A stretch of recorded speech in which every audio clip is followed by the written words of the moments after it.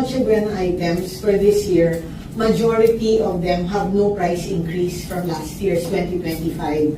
So, and then after that, tinanong sa akin, kasya na ba po ang 500 pesos? Then I said, yes, kasya ng 500 pesos. But it depends on the number of the family members. Kasi usually, ang family members na kasya itong 500 is mom, dad, and 2 children.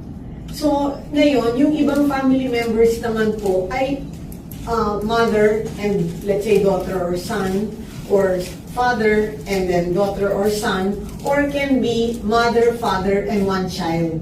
So yun po yung explanation ko dun sa 500 pesos. But again, the Noche Buena celebration or Noche Buena handa will depend on the number of family members or even extended relatives that will be joining the Noche Buena celebration. But when they asked the 500 pesos, this meant that when I explained, this is for, again, mother and father and 2 children.